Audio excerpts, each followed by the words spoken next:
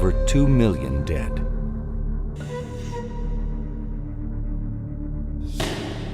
Over 4 million displaced. Years of oppression and civil war have devastated southern Sudan. Systematic attacks have completely destroyed many towns and villages. Many of the men have been killed, and those who have survived have witnessed many of their friends and family being maimed, raped, tortured, and killed. The situation for women and children is particularly desperate.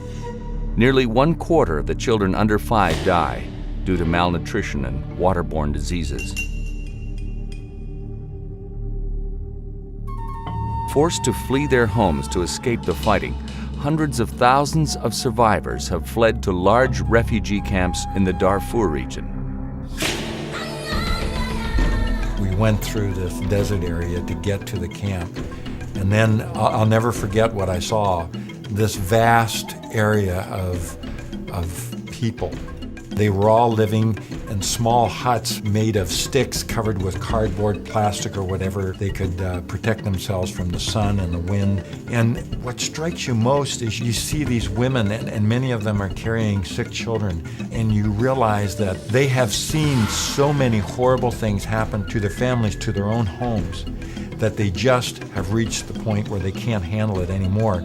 So you see this sea of hurting humanity, and now they're reliant upon the world to help them, because without their help, they will die.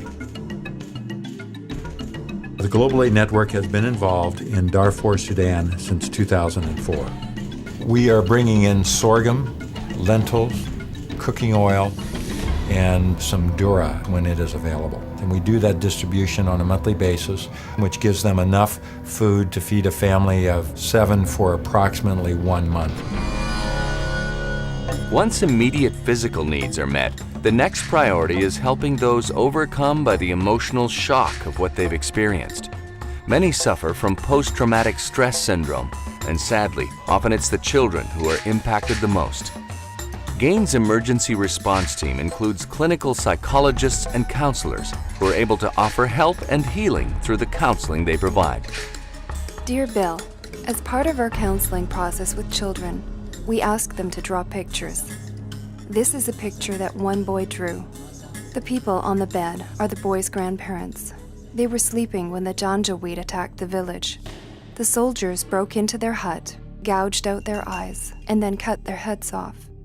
The young boy escaped outside and joined the others fleeing the village. Because mothers could only carry their young babies, many children were left behind. Hiding in some bushes, the young boy watched in horror as his sisters and other female relatives were raped. As he ran away, he witnessed his father being dismembered by machine gun fire. After running for several days, he ended up in one of the camps, homeless with no family and with no hope. He asks me if the world knows what the Janjaweed are doing to his people, and if so, why they don't stop them. He lives with the shame that he was unable to save any of his family. So now his sole purpose in life is to become a terrorist so that he can hurt the Janjaweed back. This conflict is raising a generation who knows nothing but death. They have no place to talk about their pain, and so revenge is all they think about. I believe we can make a difference. Through direct mental health intervention, and with the message of God's healing love, we can create a space for them to grieve. We may not be able to stop the war, but we can help foster peace in the minds and hearts of many. Further south, many are trying to rebuild their lives. But after years of displacement, drought, and poor harvests, conditions are worse than ever. The 2 decades of civil war have destroyed roads, bridges, and much of the existing water infrastructure. Many refugees are returning to southern Sudan, not realizing that when they arrive, there's not adequate water, there's not adequate food. So what we have decided to do as a Global Aid Network is to meet them in 2 ways. One is to drill water wells. Over the next 12 months, Global Aid Network is committed to drilling 40 new water wells in southern Sudan, each well servicing a community of about 2,000 people. With a new well provided close to their village, women and children no longer have to spend hours carrying water over long distances. Better health results in more productive time to work in the fields. The increased water supply can also be used for irrigating crops and raising livestock. The second thing that we're doing is we are trying to meet the needs for food of people returning to southern Sudan as well. There are not sufficient crops that were planted to meet this incoming mass of people trying to return to the south. We will be taking part, as we are in Darfur, with basically providing food rations to see these people through until next year they can plant sufficient crops to meet the needs of these new incoming refugees.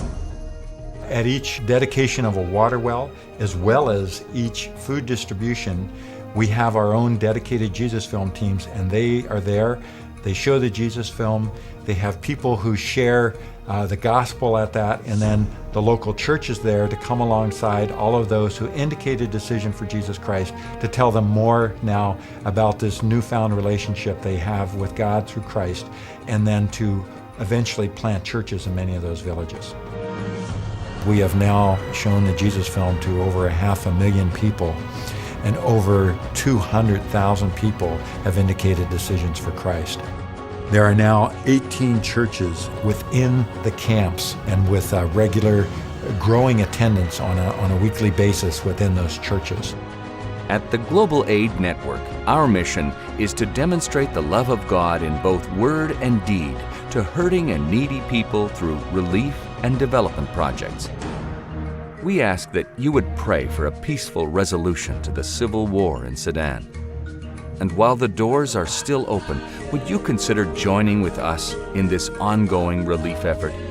I do stand amazed at what God has done in Sudan. In Darfur, for instance, we have had incredible access to meet people's needs as well as to share the gospel. The government of Southern Sudan has said, we are so pleased to partner with the Global Aid Network, International Aid Services, and the local church to help the people of Southern Sudan. Together with your partnership, we have the opportunity to make a significant difference in the lives of many, bringing healing and hope to the people of Darfur and Southern Sudan.